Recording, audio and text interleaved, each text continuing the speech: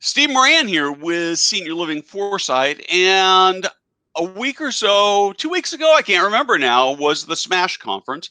One of the speakers that really intrigued me was Annie Haarmann. Did I get that right, Annie? Haarmann. Haarmann, sorry. That's the worst part of doing interviews is butchering it. And you are, let me read the title so I get it. So you're the head of strategy and consulting for healthcare and life sciences. And your converse for Reputationcom. Got to add that part that's really important.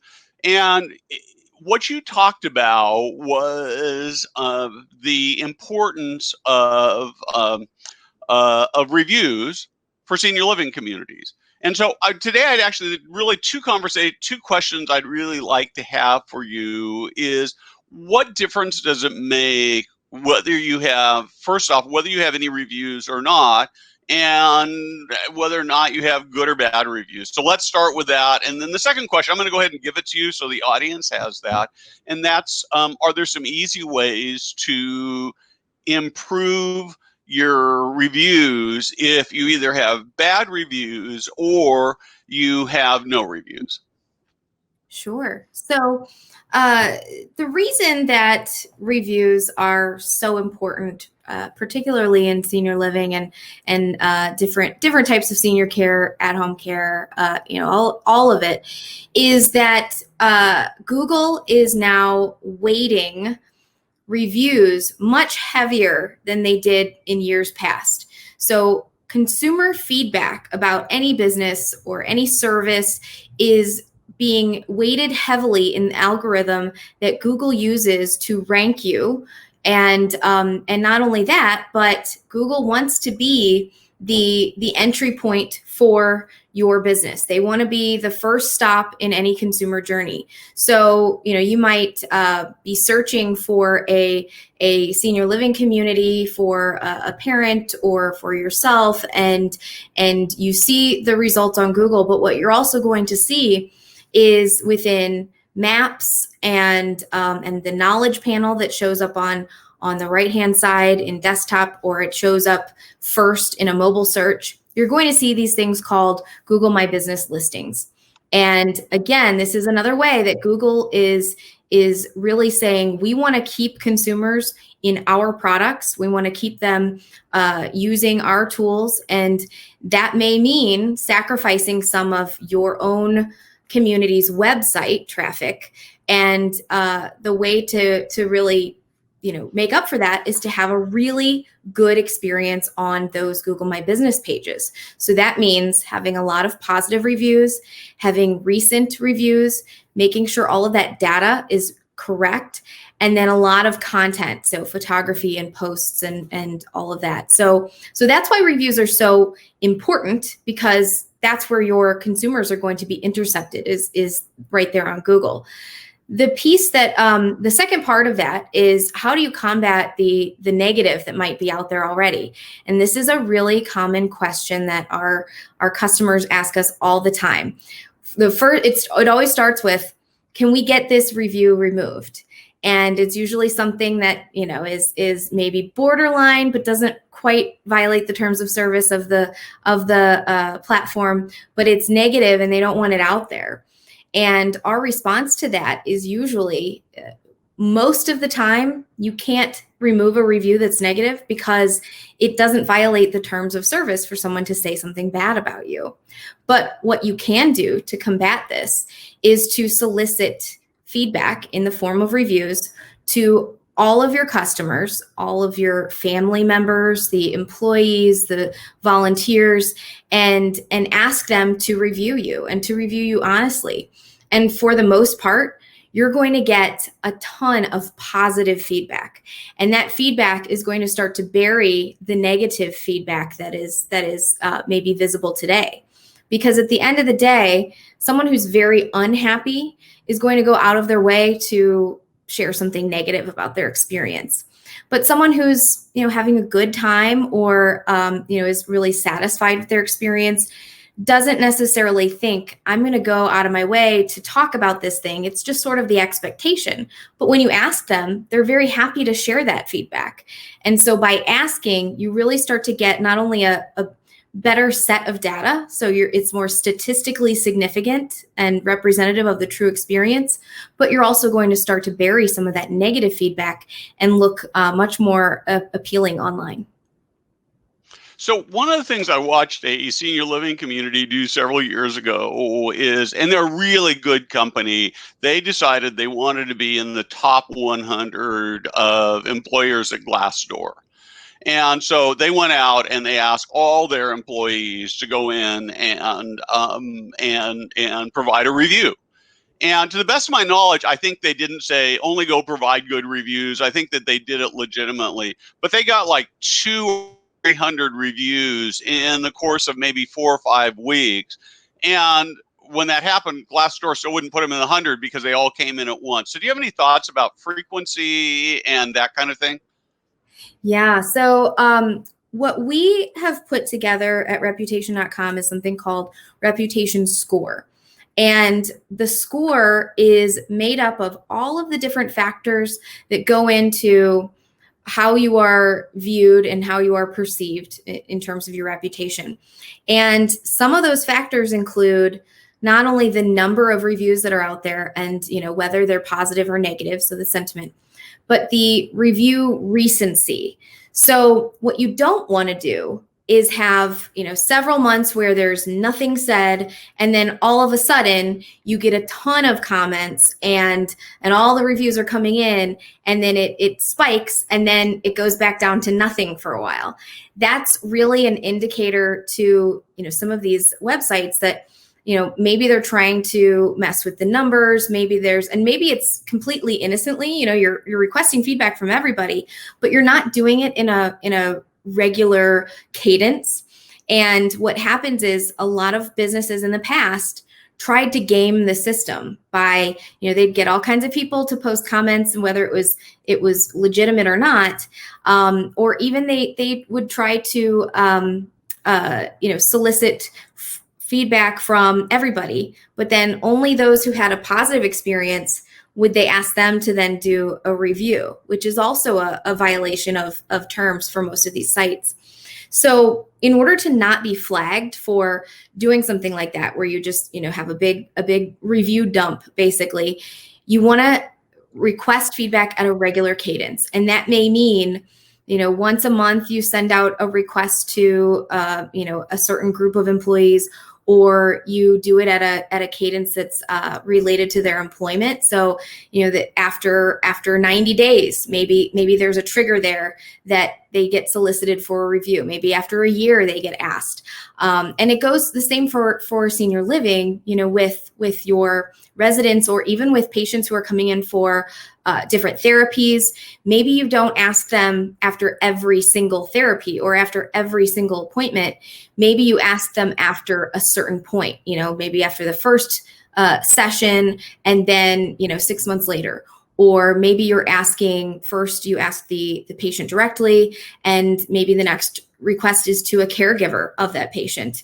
You want to have a good protocol for these so that you can really show that it's a gradual and sustainable request. You're not just going in bulk every now and then, because that's not going to help you in the long run. And you want that ongoing improvement for all of those factors in your score. So I don't remember what it was. I don't think it was actually senior living, but I saw somebody talking about reputation, and I think it was some sort of a medical or dental or chiropractor or something. But one of the things that was suggested is that sort of in their morning time, they not necessarily target every patient or client that was coming in, but they sort of look at the list of people and say, these are 2 people who we think are really friendly and would be likely to give us a good review. And they would do this. I don't know whether they did it every day or a couple times a week, but does that sound like a good strategy? I would say that you can do that, but it's going to be, number one, a lot more work and a lot more effort to try and suss out who's going to say something nice about us, instead of just asking everybody. And then, if you get negative comments, then you see where you can improve. The second piece of that is that by asking everybody, you do get a true vision of what your brand perception is.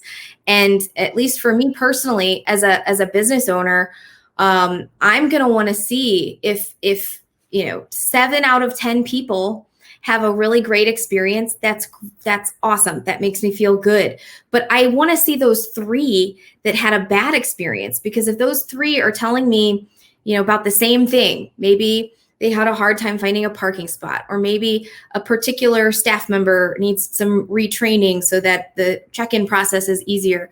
Whatever that case is, I want to know about it, because then I can actually improve operationally so that in the future I'll get 10 positive reviews. And that's what I mean about the sustainability. If you're just asking people that are going to have something nice to say, it's, number one, a lot of work on yourself, but also you're just not going to get valuable data, because it's like, sort of shouting into a void. You're not going to hear any of the feedback.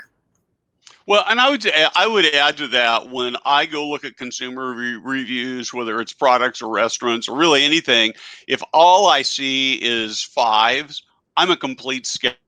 I think nobody can be that good, and that they're doing something to game the system. So when you get a bad review, so I'm going to sort of jump this forward a little bit. So I see a lot when people get bad reviews that the organization, talking senior living specifically, they'll come in and it always starts with, "I'm so sorry you had a bad experience." But when I read down through these, they're all exactly the same. And there might be 1 or 2 words. And again, to me, it feels like, yeah. They've got some clerk and maybe overseas who's just filling this out, and they don't really care. And yet, to do a custom, is that too much? Thoughts about that? Absolutely. This is a common problem. More and more, you've got consumers who are posting things online and expecting that something is going to happen as a result of that. And a lot of healthcare, and whether it's senior living or primary care or whatever, this really is not the way that healthcare has traditionally operated, where you are able to go out there and publicly, transparently display your response. It was always, well, they're going to call us and we'll talk through it, and and you can have a much better interaction on a one-to-one basis, and it's personal. But when you're putting it out there, there's this natural fear that there's a risk out there. If we apologize, does that then admit fault for something that we could end up in a lawsuit about later? Or if we apologize, are we feeding into the feeling that we did something wrong when really we didn't? So what we always advise our customers is, the first thing you need to do is be empathetic. That's the number one thing you can do in any social media or review response. You got to be empathetic. And really, that empathy is extending not just to the person you're replying to, but you're also demonstrating what your brand is to anybody else who's going to look at that review and see your response. The second thing is that you want to avoid having just a cut and paste response for every single one. And you've seen it where it's like, "I'm sorry about this experience. We regret this, and call us at this number or click this link, Yep. and we'll rectify it for you." So you have to find a balance between what your legal team is going to feel comfortable with you saying and connecting to that person as an individual. And so you can do this in a number of ways. You can do it manually by creating kind of a list of here's some approved language that legal has said. Don't say sorry, say we regret that this happened. Or if you can say sorry, don't just say sorry about that. Say, we apologize, or this is not in line with our brand or what we strive to be, and create a stable of these. You don't want it to be the same thing every time. And then create kind of a set of responses for what the issue might be. So is it a facilities issue? Is it customer service issue? Is it an issue on check-in or an issue with a certain type of service? You create some language around that. And then for each of the times that something comes up, because you'll know what the common things are. A lot of times it's billing related because it was coded incorrectly. And most healthcare consumers don't understand how to read a bill.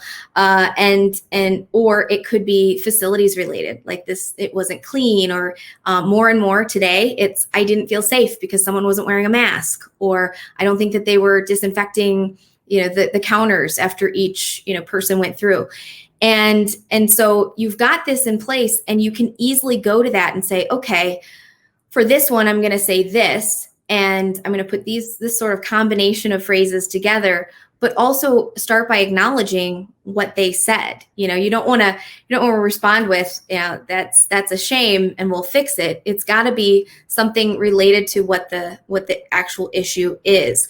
So for example, if I see that someone complained that there was a big pothole in the parking lot, and they were with their mother, and their mother was in a walker, and maybe she almost tripped in this pothole, and this person is very upset, and they post a negative comment or a review. I want to respond with, I'm so glad that your mother is okay, and safety is very important to us. I'm going to route this feedback to our facilities team at that location and make sure that they, put this in for repair. And, you're going to say what you need to say within those guidelines that legal has provided. And if you're managing a whole lot of locations, this can be really difficult. So you want to use a platform that maybe you can store all of these responses in, and kind of click on, if it's a billing issue, you click on billing and you see the responses, and you check one, and then you kind of tailor it a little bit to the person. And that's a great way to stay legally compliant. It's a great way to be fast and efficient with your feedback, so you're not going back and forth constantly on approvals, and it makes the customer feel like they were heard.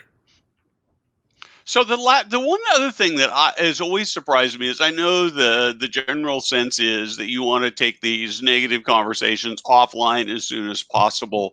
But what I never ever see is a business coming back and after that initial apology and saying, hey, this is how we resolve this. I mean, I know you can't do that with everyone, but I think if I were to see that in reviews, and I don't think I ever have, but I think if I were to see that, that would give me a lot of trust in the company. But to just say, I'm sorry it happened, or you feel that way, or these are the steps we're going to take, to actually come in and say, this is what we did, would seem like, and is it just because it's too much work, or is it a legal thing, or what?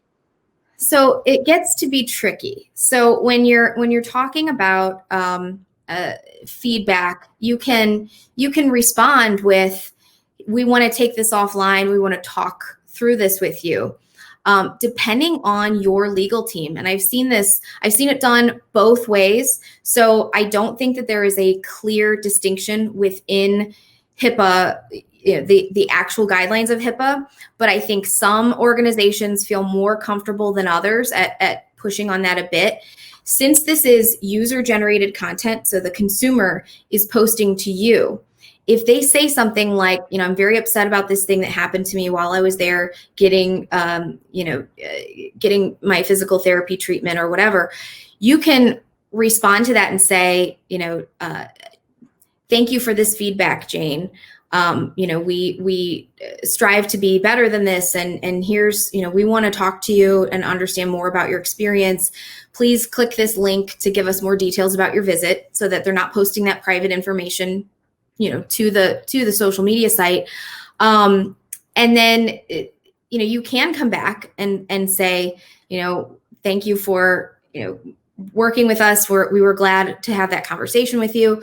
But the issue is, then now you've revealed something that they didn't reveal initially, which is Gotcha. that you had a conversation with them about their visit. And so what happens is, sometimes the consumer will actually come back and say, I'm changing my review from 2 stars to 4 stars because they worked it out with me, and I'm really glad. That's a best case scenario. Worst case scenario is they're even more unhappy after the conversation, and they come back and they post another thing saying, so and so wasn't nice to me. They talked on the phone and then they never called me back, and I still have issues. And in that case, I have seen some brands will come back and say, I regret that we weren't able to come to a resolution on this. We will do our best to make this right. But we're here if you want to talk to us about it. And what happens is, if you are the brand, you always have to take the high road. You always have to let that person who is upset vent, let them be right.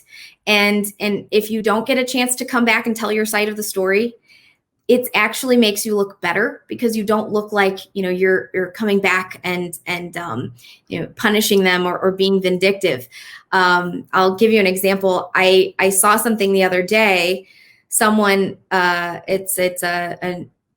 someone who might want to become a customer, and they sent us a screenshot of, we need help with getting these negative reviews taken off. And the way that they had responded was this person who posted had some name that, maybe they couldn't look up, or it was a generic name, or it was anonymous, and they couldn't confirm that they were a patient. So what they would do is they would reply to anyone who said something negative. They would say, please note, this person is not a patient of ours, and so this is not valid. And while they were doing this, they were not responding to a single one of the 5-star reviews that were posted. They would never go to a 5-star and say, thank you so much for the feedback, we're so glad you're happy. It was only to the negative ones. And the vibe that puts out there, when you see it, it's like, oh, if I'm a customer, well, clearly they don't want to listen to me, and they're not even gonna work with me on this. A better response might have been, we are unable to find your name in our systems. Can you please give us the information using this secure online form? And we would like to talk through this with you and resolve it with you. And that comes across much more positively, because they want to solve that problem. And you don't necessarily have to go back and explain what you did to solve it. It's just that the public then sees that you made that step. And the further the other person goes, the more they're posting, the worse they're going to look, at the end of the day. And so sometimes you say a lot by saying very little. And I would say that you don't need to come back and explain what you actually did for that person. You just need to offer that support, and then make it clear that what the next steps are in order to get that. Yeah. The other thing I would add is that as somebody who publishes 100 pieces of content a year, and who tackles sometimes difficult, prickly problems, is that you've got to have a little bit of a thick skin on this stuff. When I first started, and I'd get people who'd come in and say terrible things about me and something I wrote, it would just feel terrible. And sometimes I'd get into these big debates with them. And I realized that I'm probably the only one who actually cares that much. Even the person who wrote the negative stuff, they wrote it and they're done with it. And that you've got to just let it go sometimes. One more really big question, and then I've actually got one more that's related to me rather than senior living, but we'll put this in the interview. But the first one is that there are all these places to do reviews. So Yelp used to be the big one. Now Google seems to be a bigger one. There's caring.com, which just for disclosure purposes, I have a financial relationship with, but they do reviews, and Angie's List. And reviews on Facebook pages. So do I do all of those? Is sort of, what's the priority list? So a lot of it is going to depend on what you want out of it, and what is your goal, and how do your customers convert. So by and large, my advice is always that if you're going to focus on one area, let it be Google. Always focus as much as you can on Google My Business, which is going to include your data, your content, your reviews. Think of Google My Business as an extension of your website or even a replacement for your website, because more and more that's where they're going to get intercepted. And as a marketer or a salesperson, I don't care if that customer converts on my site or on my Google page. I just want them to convert. And so I would say Google is number one, and we have a lot of research to support that. Even when a consumer starts with looking at their own insurance providers to see what their coverage is, they then are going to take whatever's in that list and Google those locations, those providers, and see what people are actually saying about them. And so that's really important for just overall brand visibility and health is Google My Business. The second place to focus your efforts is really on those longer tail sites. So you mentioned Caring. There's also Care Dash, and you mentioned Angie's List. There's dozens and dozens of these, and they get less traffic than you're going to see on Google, but they are important to those longer tail searches. So a certain type of service or getting in deeper on those specialties. The other thing that does when you have consistent presence across all of those is that it's going to give you all of the results on the homepage. So you want to not just own your own website and your Google listing, but also what are all the other sites that people are searching for senior living that you could have a presence on. If that's, XYZ, you want to own each of those results. And it starts with the data. So if the data is consistent across all of them, and that's, feeding a source of truth to all of those sites, then you're going to be in really good shape. And the reviews should come second to that. So get the data cleaned up, then start soliciting reviews on the sites. But if you're going to focus your efforts, really focus on Google first and then the others. Perfect. And so let me ask you my personal question. So I essentially run a virtual business. So I have a street address, which is my home, but we don't have a storefront. Does Google just not do anything for Google My Business for virtual locationless companies? So it's a really good question. And I would say that is actually changing right now.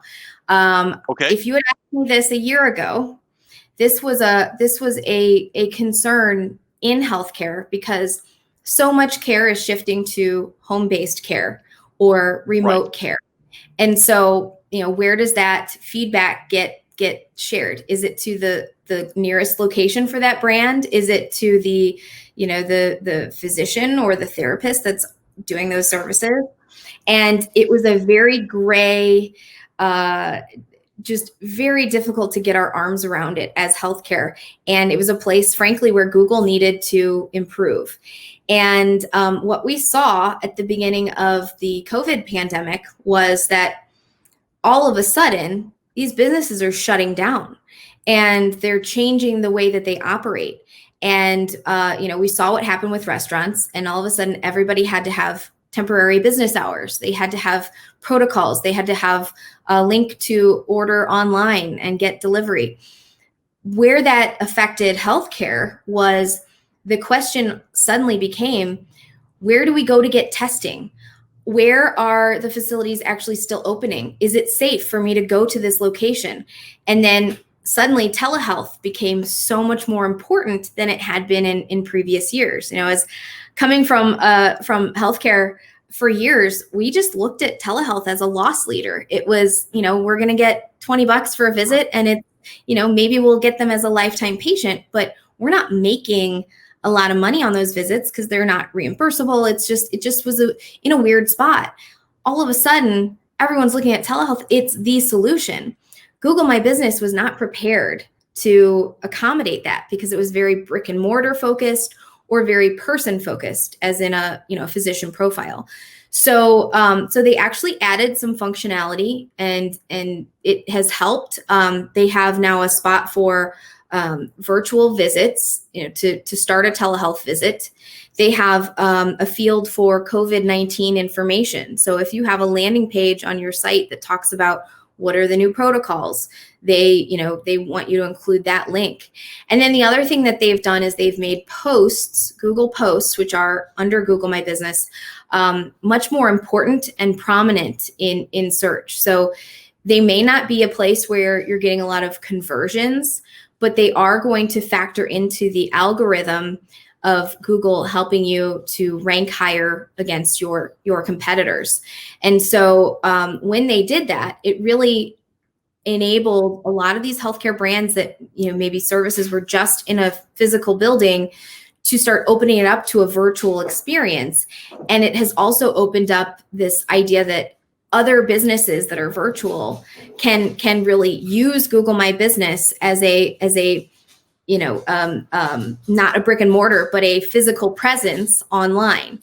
And so you might see that that more and more businesses, even if they only do e-commerce, or maybe they only do a certain type of service out of the home or online, they're having Google My Business profiles, and that's where they can share ratings and reviews. And even if the address is a PO box or a home, it's still a way to get your business found in those listings against your competitors who might have physical locations in the area. So if I were to take Senior Living Foresight, I would just use either my physical street address. Do I have to put the street address in if I do that? I'm not really crazy about putting my home street address out. It doesn't feel quite safe. But I guess I could use a PO box and then just go from there. Yeah, I mean, right now they're still trying to figure out how are we going to treat businesses moving forward. I mean, Google My Business has always been a very brick and mortar location centric piece. It grew out of maps. I mean, there's the local 3-pack, which is search, maps, and Google My Business. Those three things really work closely together. So, there's this piece of it that's like, well, if it's not location based, then what is it really? Is it just a promotional site? Is it going to be that intercept point instead of a website? And it may be becoming that. But I would say that it's the kind of thing that we need to watch and see what Google is going to do. I mean, we have weekly calls with Google, our product team and their product team, and we talk through a lot of this stuff. And it's funny because you think, okay, well then let's just open it up to virtual business and not require an address. Well, then what are the implications of that? Because there's all these other, downstream implications of any little change that you do.